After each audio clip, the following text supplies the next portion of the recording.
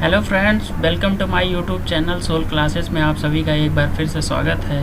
आज हम सभी वर्षा जल संचयन प्रणाली के बारे में पढ़ेंगे कि कैसे वर्षा के जल का संचयन किया जाता है और उसका कैसे रिसाइकलिंग होती है। इन सभी के बारे में आज हम विस्तारपूर्वक पढ़ेंगे।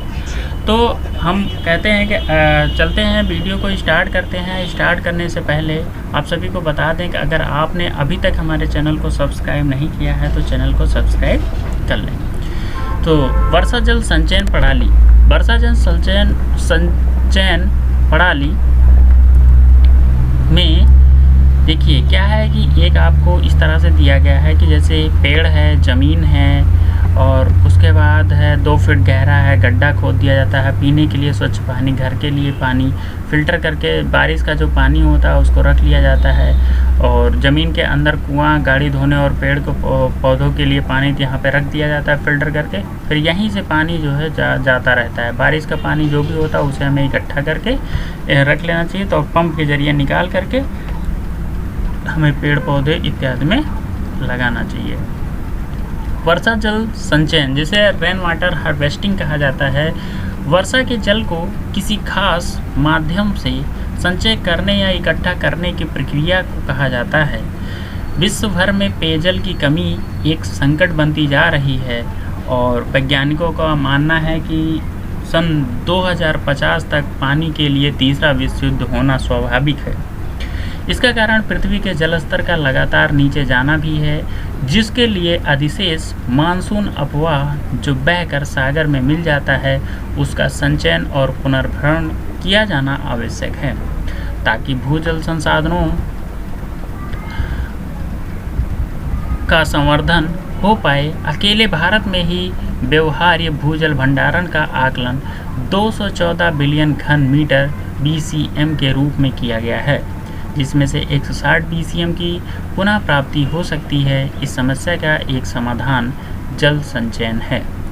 पशुओं के पीने के पानी की उपलब्धता, फसलों की सिंचाई के विकल्प के रूप में जल संचयन प्रणाली को विश्वव्यापी तौर पर अपनाया जा रहा है। जल संचयन प्रणाली उन संस्थानों के लिए उचित है जहां प्रतिवर्ष न्यूनतम 200 mm वर्षा होती है।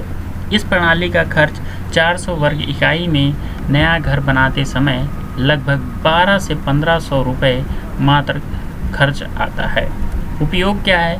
जल संचयन में घर की छतों, स्थानीय कार्यालयों की छतों या फिर विशेष रूप से बनाए गए क्षेत्र में वर्षा का एकत्रित किया जाता है।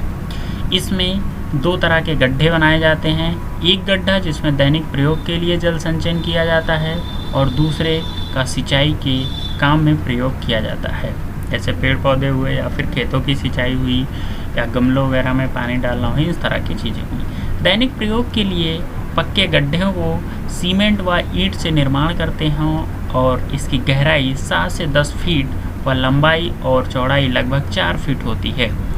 इन गड्ढों को नालियों पाइप द्वारा छत की नालियों और टोटियों से जोड़ दिया जाता है, जिससे वर्षा का जल सीधे इन गड्ढों में पहुंच सके और दूसरे गड्ढों को ऐसे ही कच्चा रखा जाता है। इसके जल से खेतों की सिंचाई की जाती है। घरों की छत से जमा किए गए पानी को तुरंत ही प्रयोग में लाया जा सकता है। विश्व में कुछ ऐसे ही इलाके हैं जैसे न्यूजीलैंड, जहां लोग जल संचयन प्रणाली पर ही निर्भर रहते हैं। वहां पर लोग वर्षा होने पर अपने घरों के छत से पानी एकत्रित करते हैं और उन्हें उस पानी को दैनिक जीवन में उपयोग में ले आते हैं। संचयन के तरीके कौन कौन से हैं, यानी किस तरीके से हम पानी को संचित कर सकते हैं, तो हम देखते हैं शहरी क्षेत्रों में वर्षा के जल को संचित करने के लिए बहुत सी संरचनाओं का प्रयोग किया जा सकता है। ग्रामीण क्षेत्र में वर्षा जल का संचयन वाटर शेल्ड को एक इकाई के रूप में लेकर करते हैं। आमतौर पर सतही फैलाव तकनीक अपनाई जाती है क्योंकि ऐसी प्रणाली के लिए जगह प्रचुरता में उपलब्ध होती है तथा पुनर्भरित जल की मात्रा भी अधिक होती है। ढलान, नदियों व नालों के माध्यम से व्यर्थ जा रहे जल को बचाने के लिए इन तकनीकों को अपनाया जा सकता है। गली, प्लग परिरेखा बांध जिसे कंटूर बंड कहते हैं, गेबियन संरचना, परिस्त्रवण टैंक, परकोलेशन टैंक, चेक बांध या चेक डैम जिसे कहते हैं, सीमेंट, प्लग नाला बंड, पुनर्भरण शाफ्ट, कूप, डेक वेल, पुनर्भरण भूमि जल बांध, उपसतही डाइक आदि। ग्रामीण क्षेत्रों में छत से प्राप्त वर्षा जल से उत्पन्न अप्रवाह संचित करने के लिए बहुत सी संरचनाओं का प्रयोग किया जा सकता है। शहरी क्षेत्रों में इमारतों की छत, पक्के व कच्चे क्षेत्रों से प्राप्त वर्षा जल व्यर्थ चला जाता है। यह जल भृतों में पुनर्भरित किया जा सकता है व जरूरत के समय लाभकारी ढंग से प्रयोग में लाया जा सकता है। वर्षा जल संचयन की प्रणाली को इस तरीके से अभिकल्पित किया जाना चाहिए कि यह संचयन इकट्ठा करने व पुनर्भरण प्रणाली के लिए ज़्यादा जगह न घेरे। शहरी क्षेत्रों में छत से प्राप्त वर्षा जल का भंडारण करने की कुछ तकनीक इस प्रकार हैं। पुनर्भरण पिट मीन्स गड्ढा होता है, पुनर्भरण खाई, नलकूप और पुनर्भरण कूप इत्यादि। भारत में जल का संचयन किस प्रकार से किया जाता है इसके बारे में देखते हैं। भारत में मित जलीय क्षेत्र जैसे मित जलीय मीन्स कि कम जल वाले क्षेत्रों में जैसे राजस्थान के थार के रेगिस्तान क्षेत्र में लोग जल संचयन से जल एकत्रित किया करते हैं। यहाँ छत ऊपरी जल संचयन तकनीक अपनाई गई है। छतों पर वर्षा जल संचयन करना सरल एवं सस्ती तकनीक है जो मरुस्थलों में हजारों सालों से चलाई जा रही है। पिछले 2-2.5 दशकों से बेयरफोर्ड कॉलेज 15-16 राज्यों के गांवों और अंचलों के पाठशालाओं में विद्यालय की छतों पर इकट्ठा हुए वर्षा जल को भूमिगत टैंकों के रूप में संचित करके 3 करोड़ से अधिक लोगों को पेयजल उपलब्ध कराया जाता है।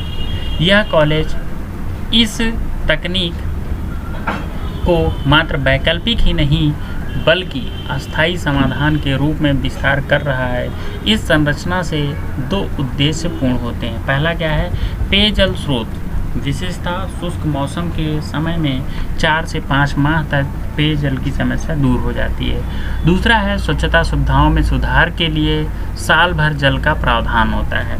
इस प्रकार स्थानीय तकनीकों से विशेषतः आंचलिक क्षेत्रों में समाज के विभिन्न वर्गों के अनेक प्रकार से प्रत्यक्ष लाभ मिल रहा है।